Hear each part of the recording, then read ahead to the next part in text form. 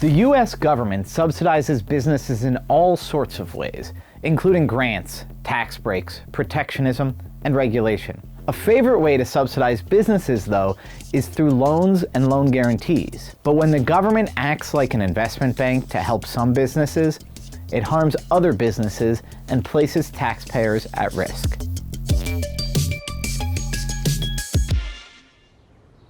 Many federal agencies loan out money or guarantee loans. The businesses that receive this financing benefit, as do their customers. But of course, this puts taxpayer money at risk. The U.S. government finances billions of dollars in aircraft purchases. That allows airlines to better afford the jets. But what happens if the customer goes bankrupt? Well, the taxpayer picks up the tab. Something just like this happened after the Energy Department in 2009 guaranteed a large loan to a solar company in California. I'm really happy, along with the Secretary, to announce today that we've closed a $535 million loan guarantee for Solyndra, more than $500 million. Things soon turned south and Solyndra went bankrupt, leaving taxpayers with the tab.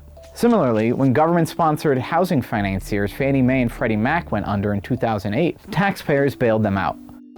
Defenders of these programs, though, argue that government can absorb these costs and that most of these taxpayer-backed finance programs, quote, turn a profit.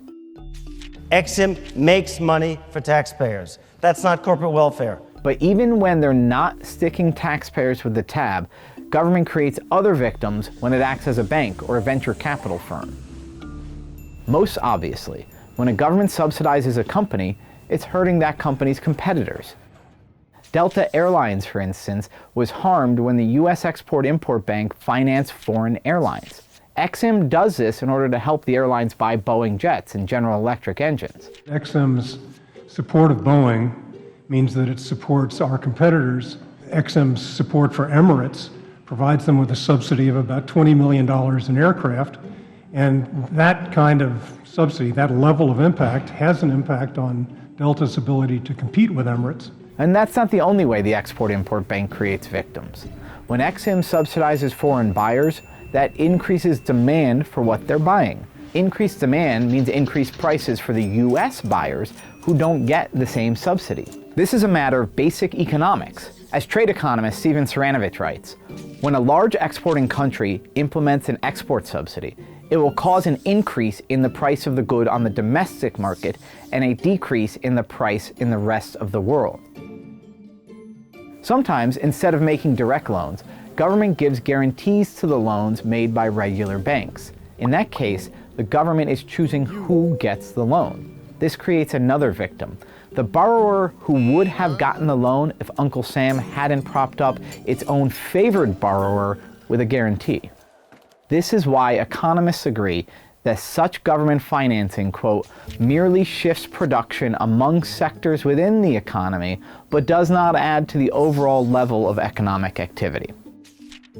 The final victim is the entire U.S. economy. When the government is the lender or is directing lenders through guarantees, money goes to the politically favored businesses instead of the most economically promising. That harms economic efficiency, especially because politicians aren't exactly the best at figuring out where economic promise lies. As you can see, if you build a better solar panel, the world will beat a path to your door.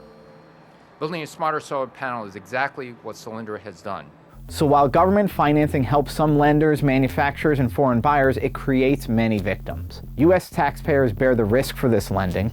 American companies who compete against subsidized companies become at a disadvantage. U.S. consumers suffer as subsidized buyers bid up the price of goods. And U.S. businessmen who don't have access to Uncle Sam's backing find it harder to get financing. And the U.S. economy as a whole suffers as politicians, instead of market players, allocate financing around the economy. It's just one more example. Every time the government tries to pick an economic winner, it creates economic losers. These are the victims of cronyism.